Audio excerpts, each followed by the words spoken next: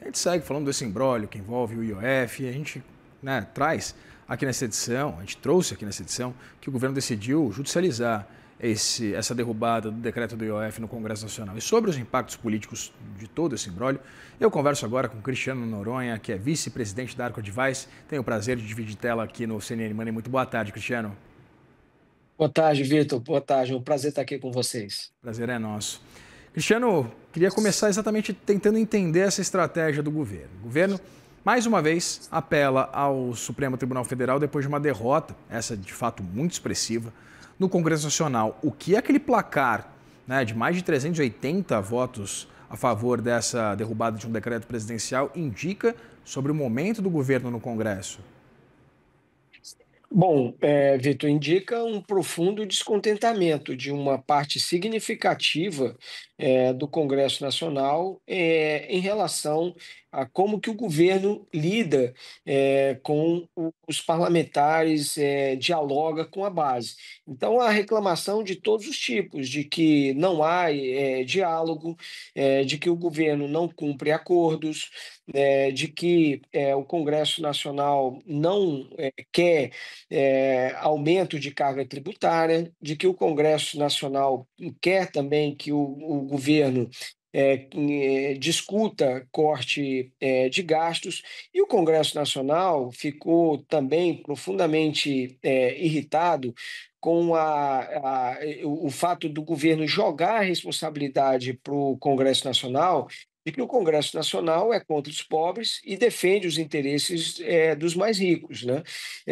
Isso gerou um descontentamento muito grande, ficou evidente com aquela questão do veto, de que o Congresso Nacional derrubou o veto tratando de energia eólicas offshore, e o governo disse, olha, isso vai aumentar a conta de luz, o Congresso Nacional, sendo que havia um acordo, né, com as lideranças do governo no Congresso Nacional e os outros líderes partidários. E também o Congresso ficou profundamente incomodado com críticas que o Executivo fez em relação a esse aumento de números de parlamentares, se é correto ou não, mas o fato é que isso foi interpretado como uma falta de sensibilidade política do governo no momento em que o Senado ia analisar essa questão.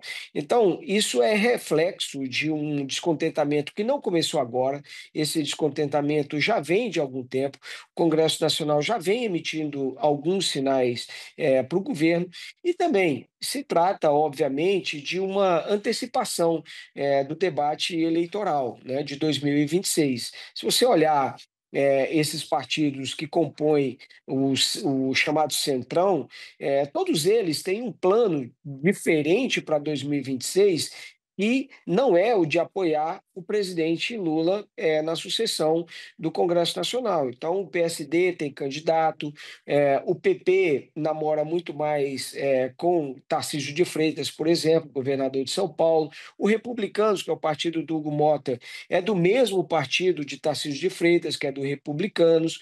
Então, esses partidos eles já estão olhando também para 2026. Então, essa estratégia também do governo e do PSOL de judicializar isso, Vitor, acaba, de certa forma, intensificando mais ainda, dobrando a aposta de confronto com o Congresso Nacional. Vale dizer que algumas lideranças já tinham se manifestado dizendo: olha, esse caminho não é o caminho ideal, o caminho preferencial é o do diálogo.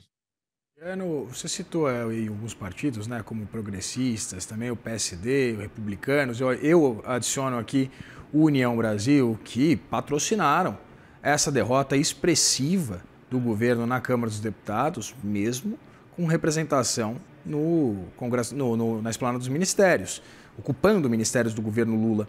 O que essa sinalização indica sobre essa relação do governo com os partidos, principalmente levando em consideração o que a gente chama de presidencialismo de coalizão? E também queria que você dissertasse um pouquinho sobre essa capacidade do governo de construir alianças para 2026. Porque, como você disse, vários desses partidos do Centrão têm as suas próprias intenções e interesses para o ano que vem. Havia uma expectativa, inclusive, daquela reforma ministerial que acabou não vindo e que havia o flerte, que o governo condicionava a um apoio em 2026 e que os partidos não queriam dar. Queria entender o que isso denota, primeiro, sobre a fragilidade do governo Lula. Segundo, sobre a capacidade de construir aliança para o ano que vem. Essa votação, Vitor, ela deixa muito clara a fragilidade do governo pelo placar que foi. Se você olhar, não foram só partidos do Centrão, o PDT, que tem o Ministério também da Previdência, que, aliás, saiu muito desgastado do governo, o ministro Carlos Lupe, por conta desse problema do INSS, votou um percentual acima de 90% contra o governo nessa votação do IOF.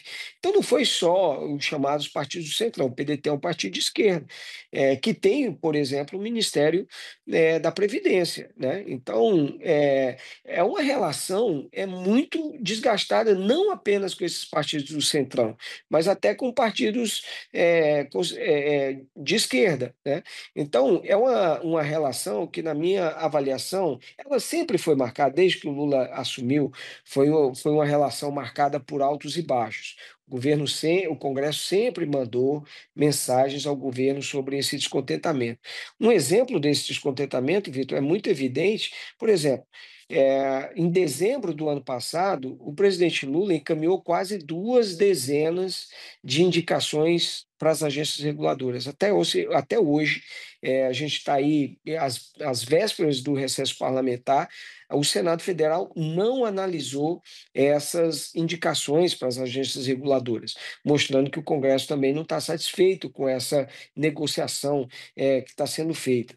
Há rumores que indicam também de que essa derrubada é um descontentamento do presidente do Senado, Davi Alcolumbre, com o ministro de Minas e Energia, Alexandre Silveira, que ele já defende a troca há muito tempo, porque fala que o Alexandre Silveira, que entrou na cota do Senado, já não, como não é senador, não representa mais a casa, e ele gostaria de uma mudança aí nesse ministério. Esse embate, inclusive envolvendo Davi Alcolumbre com o ministro de Minas e Energia, já vem aí de algum tempo.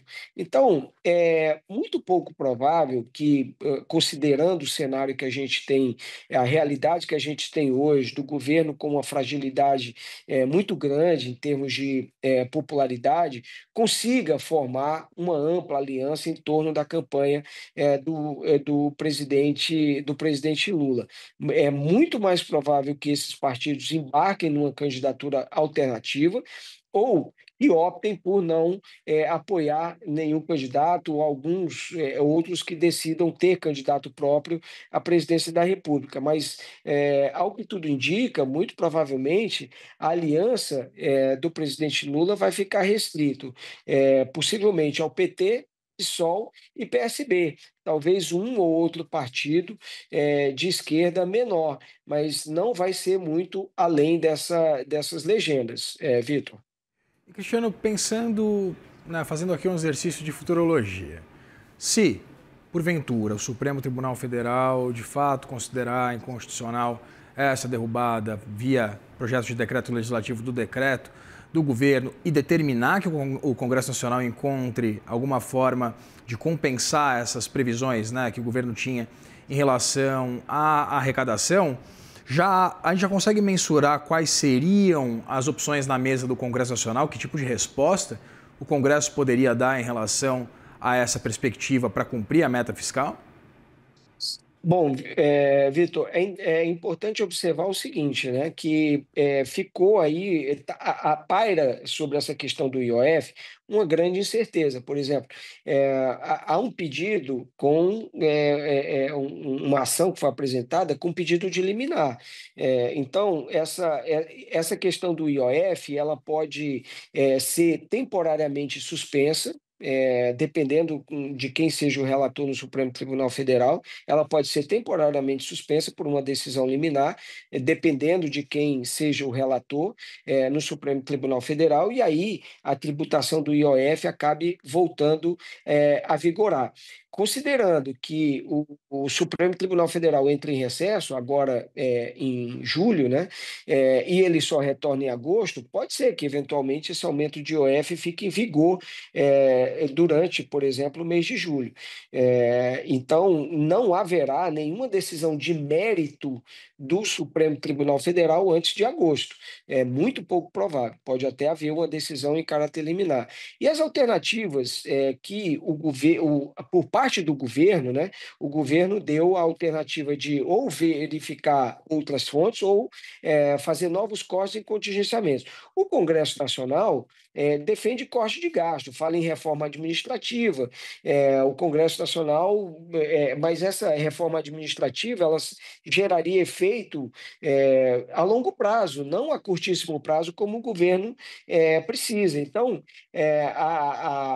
as alternativas elas são muito limitadas, né? Que o Congresso Nacional tem para fazer. Então, o Congresso, a receita que ele apresenta é mais de gasto de longo prazo.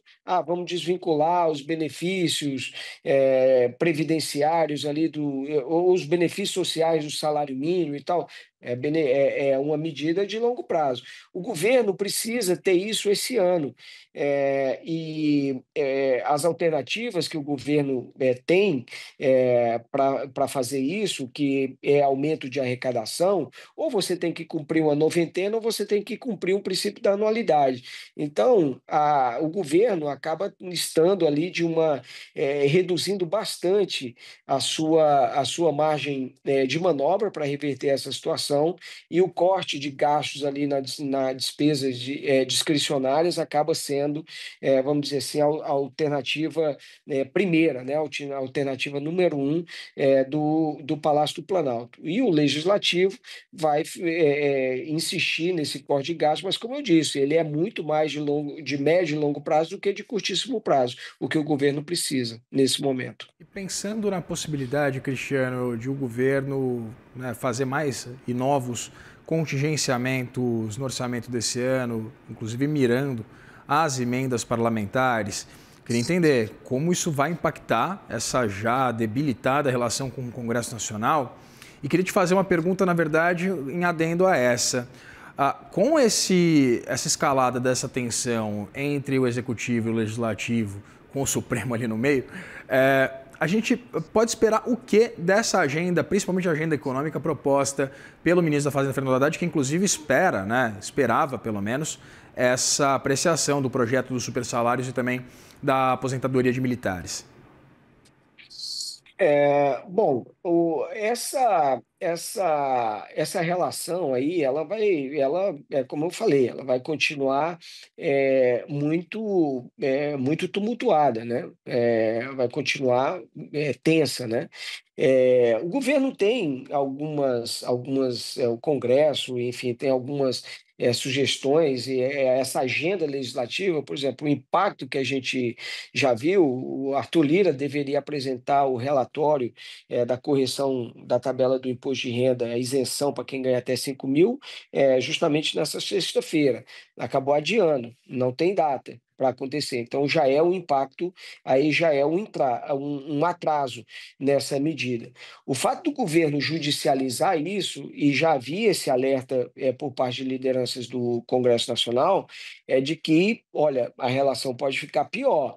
Então, um risco para o governo ter tomado essa decisão. Inclusive, tem imprevisto do líder do governo na Câmara, o deputado Zé Guimarães, falando que era preciso recompor o diálogo com a base, tanto na Câmara quanto no Senado, e essa ação no Supremo Tribunal Federal está longe de representar uma sinalização de recomposição. Então, o que o governo pode observar aí é um aumento desse custo político, de governabilidade em relação à sua agenda. A gente já viu isso agora nesse projeto de lei do imposto de renda, né? Então, essa agenda de vamos combater super salário é uma agenda possível, poderia entrar no rol de de sugestões e até a Câmara dos Deputados decidir avançar, a aposentadoria dos militares, mas o Tesouro Nacional, aí, Vitor, fala de um impacto de 12 bilhões de reais esse ano. Então, não aparentemente, não são medidas que gerariam esse impacto no curtíssimo prazo. De novo, o governo vai ter sim que fazer esse contingenciamento.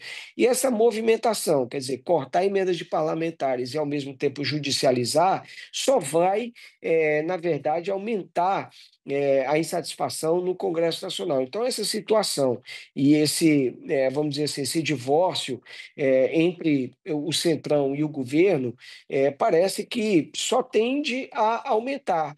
Essa relação só tende a ficar mais distante, mais difícil, aumentando aí para o governo o custo da governabilidade. E o PT, pelo seu lado também, ele insiste numa campanha onde diz que o Congresso Nacional defende os ricos, de que o próprio ministro da Fazenda disse que esse lobby que o Congresso Nacional defende deveria ser feito à luz do dia, sugerindo que o Congresso Nacional está fazendo alguma coisa que não é republicana, atendendo esses lobbies. Isso, na verdade, vai aumentando esse sentimento anti-governo dentro do Congresso Nacional. Conversei aqui com o Cristiano Noronha, que é vice-presidente da Arco Advice, a quem eu agradeço pela disponibilidade por esse papo aqui com o CNN Money.